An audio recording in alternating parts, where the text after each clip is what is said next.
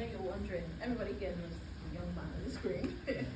On April 14th, on a Friday, 1967, Martin Luther King spoke at Stanford Memorial, where he talked about, civil rights and racism. But we're not here to talk about that today, because on this exact day, in a faraway part of the world, in a rural community, a prayer was being answered by parents who had suffered several losses of their kids. A prayer in the form of my mother. She was born on this day. A gem of a lady, as you can see. I don't look like her, but I mean. She's wonderful, and one of the reasons why I'm telling her story is because, like my mom, I and every other person before me, we always, these are all the pictures as well of my siblings, which one of my siblings is here today for. Anyways, what I'm trying to talk about is the power of community and the power of family and the power of believing in yourself. From the rural areas of Nigeria where my mother was born, my mother built a name for herself. She moved to the city, she made the love of her life, she worked with several multinationals, built businesses of her own, filled well-being some, and at the end of the day, she had me and my other siblings. Now, you might be wondering why I'm bringing up my mom's story. It's because in the 19th century, a famous philosopher called Hegel came up with an idea which he called the Zeitgeist. He talked about, and goes on to argue about nothing existing in isolation. What that means is, there wouldn't be a me without you. Before you can tell the story about me, you need to understand where I come from, the foundations and the fragments that make up the person in front of you here today. You need to know about the story of my mother, the story of her mother before her mother, and then it goes on so many other generations. Like so many people coming on stage today, pitching their incredible ideas, there are a lot of personal touches to it. We heard the story about your grandfather, we heard about the story of the person, and so many other stories that go through the third generation. Yeah. And that also goes to influence the other pictures that we'll be hearing today. Now, when you go into the world, you might be wondering, how is this relevant? Do I also bring my mother on screen and show everybody to get sentiments? You don't have to. You just have to be yourself. Because that's the beauty. Everybody is unique in their own several ways. And you might be wondering the meaning of Veltages, by the way. It means world view or world soul.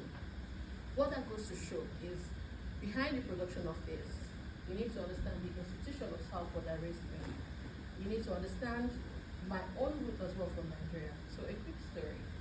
In 2021, I had my own form of the big pitch. But instead of a panel of judges, it was to my parents. Because I wanted to convince them of the idea of moving to a different country to study a master's degree. Now everybody thought that was crazy because, come on, why would you abandon sunlight to come to Manchester and cold? Why would you leave jollof rice to come to fish and chips? And so many ideas like that. So I had to pitch my way. I told my mother, don't worry, I'll be a good student, I'm very attentive. My mother had just one condition. As long as you're not going to Australia where there are snakes, then I'm fine. So I decided to come to Salford University after so many research. One of the key things I wanted to find out was the power of community. Are there people like me here? Would I be accepted? Would I be able to cope in this rain? Oh God, rain, not again. And so many other stories like that. But seeing the struggles that my mom went through, moving from one place to another to try and make a name for herself, inspired me as well to make that big thing. And 2 or 3 years down the line, I'm here. This is my graduation, by the way. I graduated winter of 2022 with some of my cool mates. Shout out to Sarah, tutor there, and Mira Islam as well, too. Who, I couldn't find his people. I think what I'm just basically trying to say is, while studying digital video production and marketing here, I picked an interest in things like volunteering, giving back, not because I had money. I did not. Life of an international student is hard, especially when you have to self-fund yourself. So, one of the reasons why I took up to volunteering is because I remember growing up as a child, where my mom would rather use the last penny in her pocket to feed someone who didn't have as much as she did. Where she would rather take the capital of her business and use it to fund a small community project somewhere. All these little stories had a lot of impression on a young mind like mine. And that's why one of the reasons why I took into, volunteering at non-profits like Fair Share. So my final year project was actually helping Fair Share. For those who don't know Fair Share, it's actually a non-profit here in the UK. They have several branches and they've been in existence for 30 years. They try to feed a lot of families that don't have a lot of money by taking food from, the food that are almost going to waste from big organizations like Tesco, and then using that to feed families as well too. And that piques my interest because one of the reasons why I volunteered to them was to get more people to volunteer. They had reached out because nobody was interested in coming forward. I mean, as students, we had more reasons and things to think about. And just seeing how, their little bit of volunteering was taking a long leap in terms of helping people piques my interest. I had no idea that was going to go on to make a significant impact on the trajectory of my life. So, upon graduating from Salford University in 2021, I got really, really lucky. I had one of the best opportunities in the world where I joined an augmented reality company as a PR. One of the coolest things we had to do there was working on a Walt Disney project, getting to create a princess that looked like me, a black princess from Lagos, Nigeria. If there's anybody here from Nigeria, you understand the value of this. I mean, I grew up with princesses that had red hair, that had fins, and were singing by the riverside. I dare not go near any river to sing because that's just ridiculous. So I wanted to create someone that looked like me, an Afrofuturistic princess called Tola.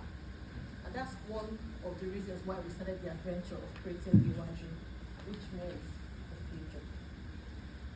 In Iwaju, we collaborated with Walt Disney to tell the story, and it's currently still streaming on Disney+. It came out last year, February 2024, and since then we've gone on to earn 3 Emmy nominations for our little pet project, which ended up becoming an incredible project. We've gone on to work for the likes of Snapchat, creating augmented reality stories, or telling stories again of people that look like me from local communities in Nigeria and are doing incredible on world stages like today. And so, how does all this come into play? And how does all this come together? Remember I talked about Fair Share and the importance of volunteering. While I was doing my job at Kogali and ended up being promoted to one of 5 executives in the company and the only female director on board, I decided to start my own, volunteering platform as well with a couple of my mates from uni. Aiden, the young man there with the camera, we actually both graduated from digital video production and marketing in 2022. We wanted to tell more stories for more charities and more non-profits doing incredible around the UK. And what started as a pet project ended up becoming into an incredible organization.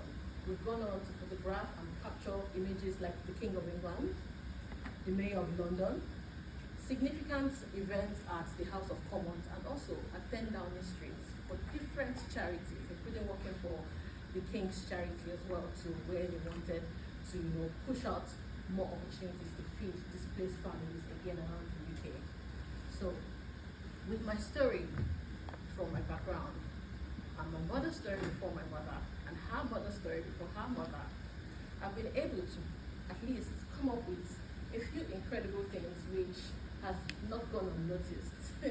Last year, November, I got nominated by the incredible Aziz at the back, which I didn't know at the time. Aziz, please, could you? Yes, that's Aziz at the back.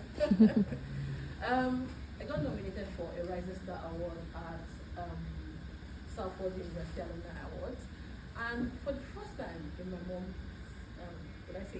50-something years on earth, she actually came to the UK and she was able to attend there in person. One of my proudest moments, having to stand shoulder to shoulder, smile to smile, beside the woman that inspired me to start this journey to begin with, my mother, Hauwa Yakubu. Hauwa means the child I've always wanted, the answer to a hope, the promise born, the silent amen. My mom and my sister, who is also in front there smiling, we're both there in attendance and we're able to make my day into a very memorable day. Now, all these stories together, all come together to create 5 incredible values or things that I intend to pass on to each and every one of you today. Number 1, say yes to scary opportunities. Sometimes the things that scare you the most are the things that end up making up the most incredible stories of your life. Things that you get to talk about on TED platforms or even incredible platforms like this as well. Stories you get to share, some you get to keep, and others you use to inspire others as well too. The second being treat failure as data, not a finale. Now what this means, I mean, I have a secret or two. I have failed so many times. I don't know if you can tell, but it's part of life, it's part of growing, it's part of becoming who I am today. Failure is inevitable, but how you intend to plan and how you fail. So are you failing forward? Are you failing backwards? Or are you using that as a finale and saying, oh, so just because I failed, then this is the end, and this can never work? Never say never, because, like I said, it's only just data, something to use to improve yourself. So when you come on this stage today to pitch your idea to myself and the other panelists, I don't want you to have at the back of your head that, oh, I might fail, I might not come out to be the best. I don't think that at all. I think for you to even take that first step to be on this stage makes each and every one of you a winner. And I can't wait to see the incredible things you're going to achieve tomorrow, or even today as well too. The third and most incredible thing, find mentors and allies and be one yourself. One of the key things I started doing in 2021 was mentoring people. And currently, I have mentees in 15 countries around the world. I do that through different platforms like ADP List, Micro Mentors, and several other platforms where I speak to founders, entrepreneurs, and even young students still in university, trying to help them to navigate and build personal brands for themselves and their organizations as well. So you need to find mentors and allies. It could be your family, like mine. It could be your friends. It could even be your classmates, someone who knows something you struggle with. Or it could even be someone you've never met in physical, like in person. One of my mentees that continues to inspire me is a guy named Roman. Roman is stuck behind the wall lines in Ukraine, but he's finding incredible ways to tell incredible stories and motivate game developers like himself in Ukraine. So find people around you, people who motivate you. It could even be your fiance. Like me, I recently got engaged, so I'm very happy about that. And if I hadn't moved to England, I would never have met someone with my life as well too.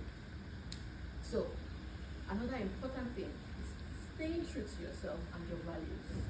Like I mentioned at the beginning, yes, I had some worries coming here. Would my accent be a problem? Would I be able to cope in this weather? Do I even like fish and chips? It's not that serious. All these questions. Staying true to yourself. Staying authentic. Because when you go into any room, when you meet any investor, when you meet any potential collaborator or partner, what sets you aside from the next person is your ability to stay true to yourself, to own your story, to own your narrative, to own all the little fragments that make up the collective self of you. So you need to stay true to yourself and your values, because trust me, some things will get thrown to you during the course of trying to find or found the company by yourself, and it depends on how you're able to handle yourself during those periods. And remember, you belong, own your space. Any stage you step upon, any room you enter, the University of Salford has accepted you here. Remember, you own this space. So never let anybody tell you you don't belong. Even if you look a certain way, if you talk a certain way, if you don't even know how to dance like myself, like I told you earlier, any room you enter, if it's a gym, if it's a stage like this, remember, own that space and tell your story. And yes, these are just some of the incredible achievements that I've been able to achieve, which I just thought to show, because I'll be cute in the picture. And then, finally, with everything being said, before you step on stage today, I need you to take a deep breath in. Like you said, chill. Life is not that serious. Just come here, pitch your ideas. Any stage you go on, pitch your ideas. Anybody you meet, smile to them, make friends. Life is built on relationships. You don't know where life will take you. And like my mom will always say, relax, Joe, it's not that easy, it's not that serious. Smile, make friends. Life is there for you. So thank you so much for having me on this stage. And remember to better yourself. Your story is still being written. Thank you.